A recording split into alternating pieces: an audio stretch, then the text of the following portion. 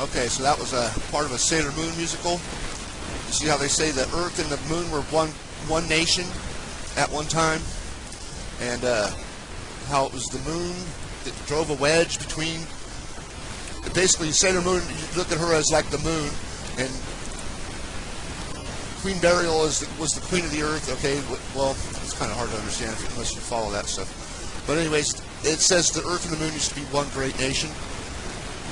Okay, so when you look at these maps of the weather patterns, now I've been showing you the Schrodinger crater all over the Earth, the print that it leaves on the Earth, the Schrodinger crater, which is also Stonehenge. Stonehenge was built like Schrodinger, built to represent the Schrodinger crater, I do believe. That's my belief, because it's the same pattern. They definitely seen that side of the moon, the south pole of the moon. At one time it used to face the Earth, apparently, because it's hit the Earth before. The print starts out, you can see the print over here, and over here in Europe, and you can see it up here in Iceland, up by Iceland, and up at this curve of Greenland right here. And some days, today's not that great a day to see this trail, but it's like it stops. The moon hits, the south pole of the moon hits the Earth, and it stays connected to the Earth for some time, apparently. And the Schrodinger crater leaves its print here, and you can kind of see a trail come down to here, and there it is again. See that round circle there? You see it there, and then you see it come down here, and it stops right off the east coast, I do believe, of North America right here, where all the hurricanes start, basically here, because I've showed you the Hurricane Sandy storm inside of Schrodinger before. So it stops here, and then you see it keep on sliding down this way. And then I've showed it to you here at the Rockies during the Colorado flooding, right here. And then you can kind of see, and I've showed it to you up here before, Schrodinger's print here. So it looks like it stays connected to the Earth and then moves from up here and stops a few places all along the way over here. And I don't know what happens after that, but I'm just saying it looks like it stays connected to the Earth for some time, because it leaves like a trail. See the trail? That's what these weather patterns are showing, the trail of destruction, basically. I don't know what you want to call it, but like I said, you can see it over. You'll see Schrodinger all the way over here in Asia, and it comes off. I mean, it stops up here, comes down, or something like this. But you'll also see Mare Oriental over here perfectly. I'm going to show you that on Google Earth right now. Hopefully, I'm going to try to. Let's see. The weather's not showing too much, but if I get the pull up my overlay here, I do have titled somewhere. That's down here, I think. Mo Atlantic. Maybe it's not this. Yeah, it's up here.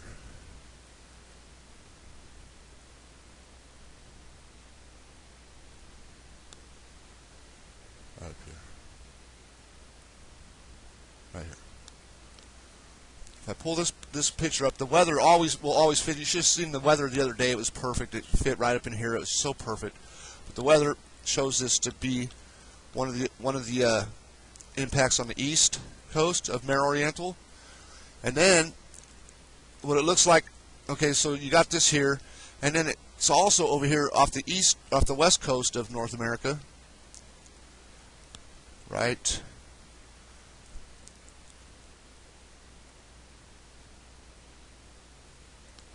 Over here. And the weather will show it too, usually, if there's more weather, but I've showed that before.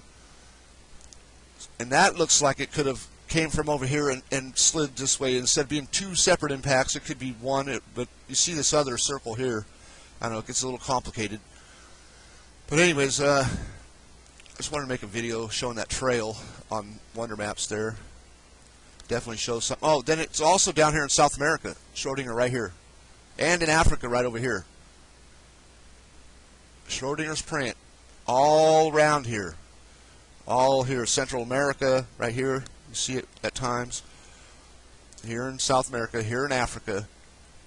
Over the Rockies in United States, up here off the west coast, over here off the east coast, right here, right now. You see it right there, right now. That's the Schrodinger print right there, I do believe. And you definitely will see it up here and over here in Europe. So keep your eyes open on the weather maps for the Schrodinger crater. It's just about 1,000 miles in diameter, roughly, and I know it's only 200 on the moon, but you know, you can figure that out. I'm sure that not everything you're told is true, especially by the government. If you haven't figured that out already, then you probably won't ever believe what I'm trying to tell you here, because you've been indoctrinated into the American way of thinking, which is just believe what you're told to believe, basically. So if that's what you want to do, without looking yourself, that's your choice. But a lot of people can see what I'm trying to show. I mean, if you just spend some time trying to look, if you don't look, you're not going to know. Let me put it that way. If you don't take the lunar images, reverse them over the Earth, and move them around until you find the right, all you got to do is find one perfect fit that's undeniable, and you will find it. You will find many of those that are undeniable alignments of the moon's surface over the Earth's surface that you will not be able to deny. So once you can find that one spot that fits like that, you can work from that one thing and start to put the Earth back together again, actually with the moon surface. You can use the moon surface to put the continents back together the way they were during an impact by the moon with the Earth. I know it sounds crazy, but if you don't try it, you'll never know. I mean, I wouldn't do this all the time if I wasn't actually making progress. And I know it's hard to believe that the moon could hit the Earth, but you believe that a Mars-sized planet hit the Earth. I mean, that's supposed to be against the laws of physics, that a Mars-sized planet can even hit the Earth. So why they use that theory, it's just to throw you off, basically. The moon has hit the Earth more than one time. The Earth probably will, or the moon will probably hit the Earth again someday. I'm not trying to sell fear on here, saying the moon's going to hit the Earth tomorrow or in a year or whatever. When I say the moon's going to hit the Earth someday, I'm talking like 30th century. You know, that's just what I gather. But you've seen in the beginning of this video where they show that, and all the Sailor Moon musicals have references to the moon and the Earth having a battle between the Earth and the moon, and you'll see that in the it's most clear in the newest Sailor Moon musical, La Reconquista, something like that. It's on my channel page. Watch it.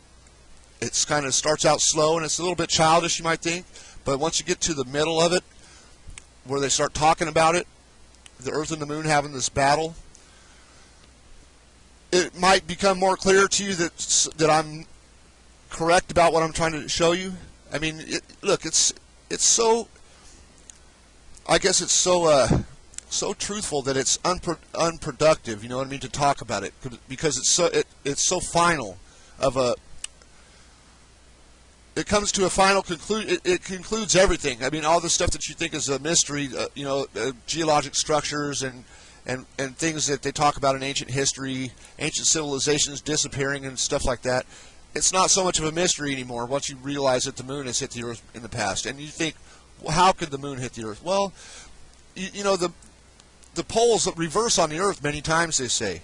I do believe that. I mean, that's one thing I do believe, that the poles have reversed. And when that happens on the Earth, it has to throw all the laws of science out of whack on the Earth. I mean, things will change.